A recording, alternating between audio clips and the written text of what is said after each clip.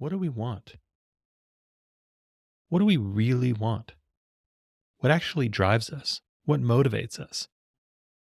What gets us going and what keeps us going? What makes us stop? What makes us want to stop? In a word, it's desire. But it's more than that. It's more than the idea of preference. It's more than the idea of taste. Real desire, real deep down wanting comes from a different place. It's not so much about gratification from a sensory perspective. It's not so much about excitement. It's really more associated with things like meaning, comfort, being at home, being one with ourselves.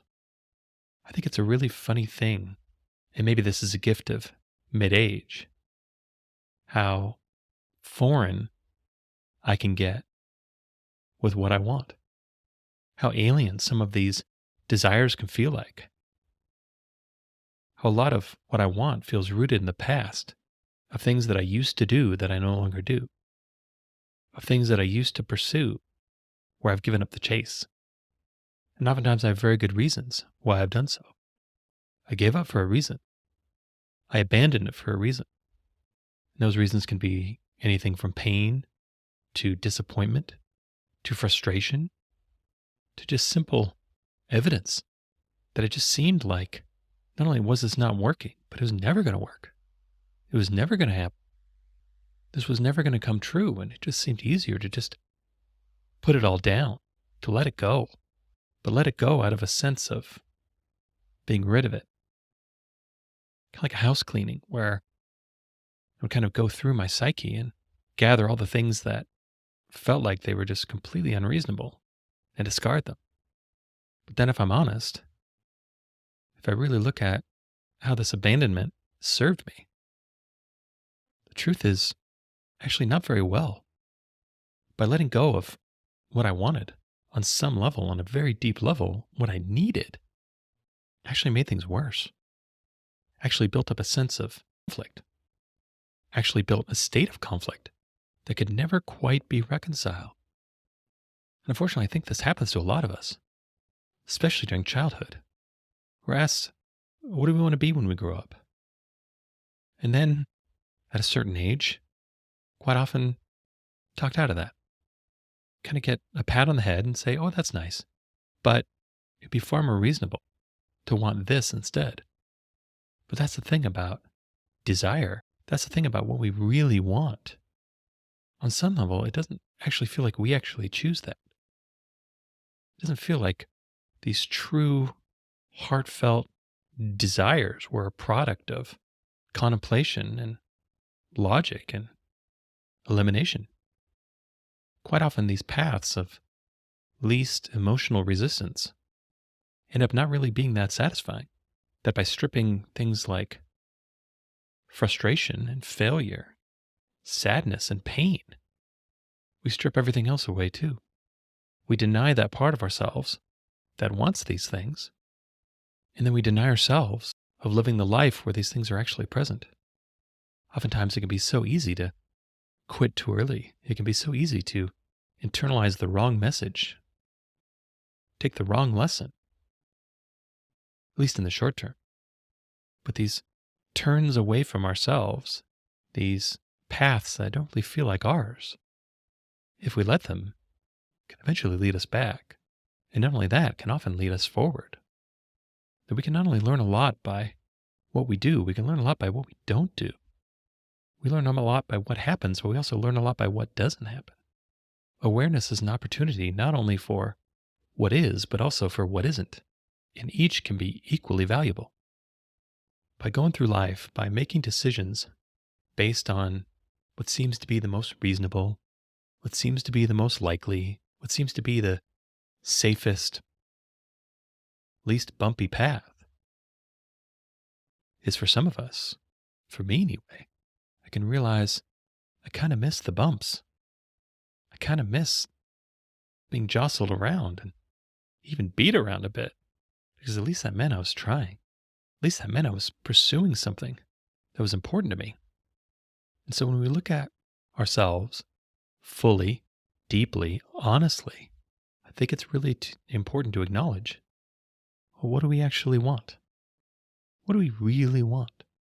What's that yearning back there? What's that longing I learned to ignore? When I look inside of myself, what's in there really? When I look at my life in the absence of these things, how does it really feel? Am I content? Do I feel like I'm living a full life? Or is my life defined by looking for more, looking for something? And maybe I've buried these desires so deep I've forgotten what I'm even looking for. I keep trying and trying and trying, and nothing is really satisfying. Nothing really hits the spot. When I bias my choices around what seems to be reasonable and accessible, there just really isn't that nourishment there. And if I'm honest, even though going through struggle, going through pain, suffering isn't all that great in the moment, it's more than worthwhile when it actually leads somewhere. It's more than worthwhile when it's actually part of a process. But that's a difficult thing to acknowledge. It's a difficult thing to look at my life and say, maybe things would be better if I actually suffered a bit more. Maybe what I'm looking for isn't necessarily any particular achievement. I just want to feel alive. I want to feel whole. I want to be real. I don't want to do things just based on the value I've assigned to it. Sometimes value that's a bit arbitrary, if not wrong-headed. The most important thing when I find myself pursuing things I don't actually want is a sense of confusion, is a sense of self-confusion, where I've lost touch with a part of myself. I've lost touch with some sort of essential primal energy to walk through life with. My life becomes far more about will, far more about determination and grit. But I lose the sense of enjoyment. I lose the more rewarding, fulfilling, delicious parts of being. I've squandered the sparkle in my life for what feels like balancing a math equation, getting to the right answer. That's where a lot of this awareness, a lot of this mindfulness can really get complicated. Really feel like it's not that helpful, that we've gotten used to living our life from a basis of efficiency, sound judgment, and discernment.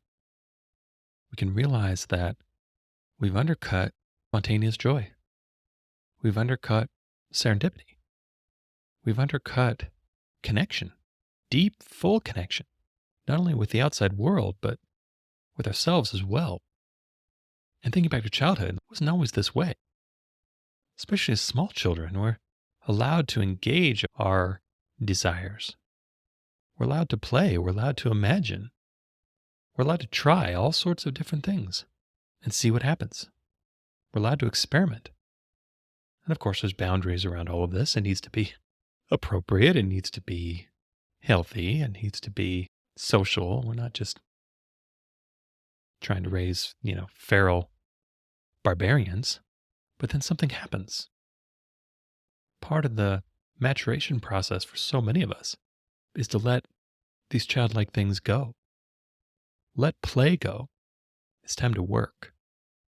Let experimentation go. It's time to stick to the known. Let risk go. It's time for safety. But what do we lose in these bargains? What are we trading away? Is the danger of trying to do what we actually want really all that dangerous? Is standing up to the social pressure of expectation and maintaining a certain status quo really all it's cracked up to be? Is that what a full life is? Is that what I want? It's up to us to answer this question for ourselves. To live a full life, no one can tell us what that actually means. No one can tell us what that actually is. We have to discover it on our own. Life is experiential, and the only way we'll know is to experience it first. And the only way to know, to really know, on a deep level that we can trust is the truth, is to experience it first. And so a big part of getting to know ourselves, learning to reacquaint ourselves with ourselves, is by really asking the question, well, what do I want? What do I need? Because there's something about the conflict of bearing these desires deep down that keeps us chasing after it anyway. But when we paint ourselves into these corners of only certain things are acceptable, only certain things are good and right, there can be a time where it's actually a good idea to question those ideas. Question them for ourselves, like, is this really good? Is this really right? And of course, we don't want to hurt anyone else. We don't want to hurt ourselves. Deep down, there has to be a way to reconcile this. There has to be a way for us to find our way. We have to believe we have these desires for a reason. We're not meant to just be tortured by them. And we can learn a lot of really interesting things about ourselves when we really ask that question, well, what do I want? Really strive after not only what do I want, but why. We can find all sorts of things we think we want that we actually don't. Things that we've either been trained or for some reason decided to pursue that either really aren't that important or really aren't that satisfying, or both. We can realize compensations and coping that we're doing, especially when it comes to things outside of us, of being important, of being popular, being esteemable, being known, is really just a very inefficient and ineffective way of reconciling this conflict. That our insides are in turmoil. And so we try to build up all this mass and grandeur in our outsides to try to make up for it, to try to pave over this conflict within us, to bury this cauldron of emotions that's at a low boil and try to build upward and outward from it. But as long as we bury parts of ourselves, as long as we obscure and ignore parts of ourselves, then not only are we not living fully, but we're not allowing this part of ourselves to be expressed, to actually help us not only live more, but grow. We're not integrated, we're fractured. We're fractured because we haven't really made peace with who and what we are completely. We've designated a fractional part of ourselves as good and acceptable, and have tried to bury the rest as, at the very least, unreasonable and unhelpful. Of course, doing this is getting in the way of life, is doubting that we are the way we are for a reason. We are who we are for a reason. It's doubting that there's room in this world for us to express our fullness, and that just doesn't seem right. I think that's done in a very ham-fisted way of trying to control undesirable social behavior. And of course, we don't want feral barbarians running around. I'd make the argument that these behaviors are in response to unmet needs and a lack of wholeness, that oftentimes outbursts of negative behavior can be a stab at trying to regain some sense of agency, some sense of freedom, some sense of autonomy over the pressures that are pushing on us, that are pulling us this way or that are telling us we have to be a certain way, we have to be acceptable, and anything inside of us that's deemed unacceptable needs to be buried and ideally forgotten about. And so when we start to look at what we really want, and we start to identify things that are important to us, and then we really look at why these things really matter, we learn a lot about ourselves. We can look at how the absence of these things has driven us to do certain behaviors, has driven us to engage in certain relationships, has driven us to make certain choices that usually don't work out so well. By working against part of ourselves, we make choices that seem to actually sabotage ourselves. But this is a hard thing. Sometimes these desires can be really hard to face. But this is us. For any kind of spiritual growth, I think the doorway in is self-acceptance. self acknowledgement, self awareness. I don't believe any of us can really build truly meaningful, rewarding lives if those lives are based on a lie. If there isn't truth in who we're being, then there's going to be dysfunction in our action. And so, a big part of self awareness, a lot of times the doorway into self awareness, is to really identify, really befriend what we want. Really try to get to know ourselves, who we really are, to see past the representative of ourselves that we employ to show other people, and really look at what we want, really look at who we really are deep down. Because I think when we do, a funny thing happens. That when we actually fully accept ourselves, fully accept what we want, that in and of itself reconciles a lot of the conflict. That in and of itself reconciles a lot of the striving. That when we can really make peace internally, a lot of the lack of peace on our outsides seems to just fade away. That if we've been striving after some sort of attention on the outside, and once we give that attention to ourselves, those needs just seem to dissipate. That thirst seems to be quenched. And I believe to live a full life, to live a meaningful life, to live the life we actually want, it has to be fed from desire. It has to be fed from who and what we are on the inside. And we know who and what we are on the inside by discovering it ourselves. We need to break away from our senses a little bit. We need to break away from what we see, what we hear, what we take in from the outside. And we need to feel. We need to feel after who we really are, what we really want, what actually feels good, what actually makes us feel good about ourselves, as well as the opposite. We need to pay attention to all the myriad ways we feel bad. And of course, once we start keying into all the ways we feel bad, then we start to notice some of the strategies we've built to try to make ourselves feel better. Whether it's an unhealthy relationship with substances, whether it's an unhealthy relationship with certain behaviors, or it's just our own attempts to build ourselves up on the inside by fabricating and reinforcing our outsides. There really does seem to be a flow to life, or at least it's been my experience, that life feels it's flowing the best when it's inside out, when the well of my energy and motivation comes from a sense of inspiration, comes from a sense of feeling. It's fed out of enthusiasm and joy, appreciation, awe, wonder. And that might just be because I've never really had much luck doing it the other way around. Never had much luck really generating these feelings from anything from the outside. Any amount of money, any type of possession, any type of achievement. Of course it's nice. Of course it can be enjoyable. But it's just not the same. There feels something artificial to it. Like I'm eating something and feel like this should be nurturing and sustaining me. But this actually feels more like junk food. This feels more like empty sensory stimulation rather than true nourishment.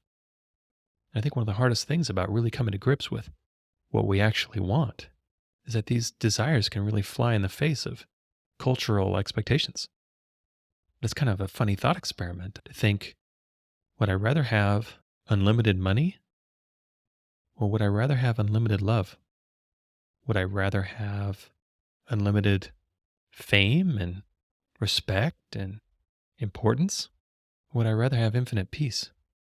Because I think the point I'm driving at is pretty obvious that if we had infinite love or infinite peace, we wouldn't need anything else. That these things we strive after are really a way to fill in something missing. But once we're really connected with love, really connected with joy, we're really connected with peace, when we're really in the flow of life, flowing from the fullness and who and what we actually are, there's nothing else needed. Wholeness is already whole. Our striving is done out of a lack of fullness, out of an incompleteness, out of trying to make ourselves whole through something outside of us. But it's my belief, it's my experience, especially over the long term, this isn't really possible. In fact, my experience more than anything has been all this striving begets more striving. Comes back to the idea that the energy that we experience with something is the same energy we put into it. That end results follow through from their origination. That if we come to something out of lack, then it's lack we experience. If we come to something out of pain, it's pain experience. I think this is something we can all witness. That we can do the same thing and get different results. And those results are most often dictated by the energy we were feeling when we did it. This can get really difficult with things like coping strategies. If we find ourselves doing something that makes us feel good, that we try to repeat that in times where we feel bad, it doesn't really work the same way. We don't get the same juice. We don't get the same payoff. Well, why is that? Well, because when we're doing it to feel better, we're doing it out of lack. We're doing it out of a lack of feeling good. And that energy not only undergirds what we're doing, but is really presented back to us at the end. That can really be a really difficult realization to actually know what to do with it. Because of course we're not going to feel great all the time. We're going to feel rotten sometimes. And of course it makes perfect sense. We want to make ourselves actually feel better. But sometimes doing what we think will make us feel better isn't actually what we need. A lot of times these behaviors can become compulsive, can become habits. But then when these habits don't really pay off, there's part of us that doesn't really get that message. There's part of us that still thinks, well, maybe I just didn't do it enough. Maybe it'll work next time. This is the root of what addiction is all about. That it can really be rooted in something not only very understandable, but good ideas. Of course we want to feel better. Of course we want to feel less pain. Of course we want to suffer less.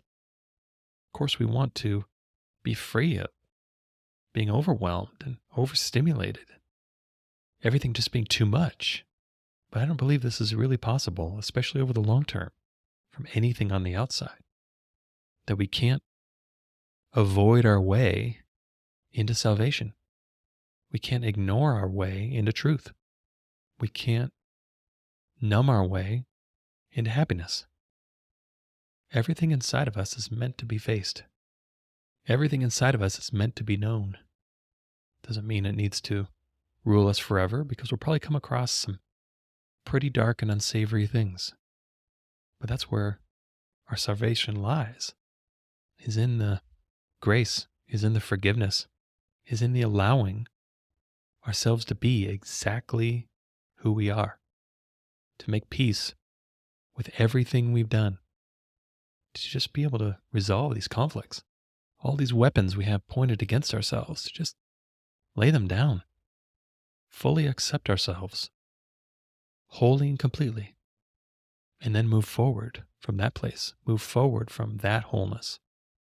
And sometimes when we discover parts of ourselves we don't really like, sometimes we discover or rediscover memories inside of ourselves of things we've done that we really feel bad about. It's important to feel those feelings. This introspection process isn't just a matter of whitewashing everything inside of us and saying, nope, everything I've done has always been consistently amazing and perfect. No, it's being honest about feeling what these memories really feel like. Of knowing that they're there, knowing that happened, knowing that was real.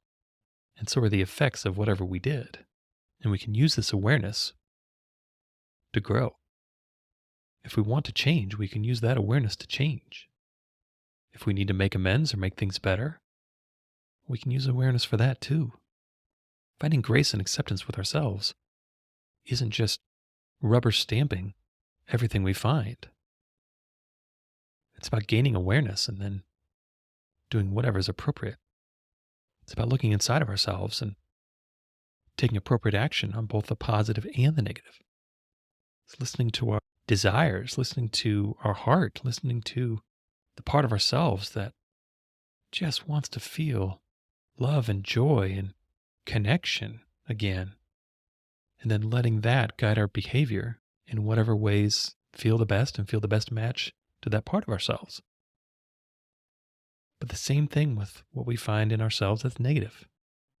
Not glossing over, not rationalizing, not excusing away reality. Really looking truth in the face. That if we're open and willing to fully face all the loving joy inside of us, we have to be willing to just as openly face all the pain and damage inside of us too. It's all there, and it's all equally as valuable. It's all equally as worthwhile because it's all us. Wholeness and self-awareness is not only the key to a full life, but it's the key to growth. It's the key to growing into more of what we actually are, of evolving, of advancing, of making progress. Self-awareness is a lifetime project. There's always more to know about ourselves. There's always ways we can be more truthful about who we are, what we want, why we want, what we've done, what we want to do. There's always more to discover. There's always layers that we can find. There's always layers we can uncover. Because whether we know it or not, we're acting out of our full selves anyway. If we're repressing or suppressing or ignoring, we're acting out of that too. Just because we're not conscious of something doesn't mean we're not acting from it. So the more consciousness we bring to ourselves, the more intentional we can be with our lives. The more clarity we bring to our lives, the more we're able to just untangle some of these knots that keep us bound up inside. I feel like are blocking our full expression. We have to look at all of it. We have to look at all of ourselves. We have to really be honest. We have to really be curious. We have to really be understanding, because the fullness of who we are is already there. It's already there, and it's waiting for us to discover it. It's waiting for us to express it. And the more awareness we bring to ourselves, the more pure that expression will be. We don't have to act out of coping strategies and avoidance. We can bring a sense of fullness to our behavior. We can bring a sense of fullness to our choices. We can bring a sense of fullness to our lives by living through our full, discovered selves. And when we walk this path of discovery, awareness, honesty, truth, courage, expression, then we bring more fullness to everything we do. Our life gets transformed into things that are not only more meaningful, but more real. And we're more alive because of it. We're free because we're no longer running from ourselves. We're no longer avoiding ourselves. We're no longer compensating and coping with ourselves. We're actually whole. And when we're actually whole, we're actually free. And when we're actually free, we're actually alive. I hope you enjoyed this episode. All episodes are given freely. If you feel inspired to give, please visit theunionpath.com/donate. If you have a question, you can contact me at theunionpath@gmail.com. Take care and all the best.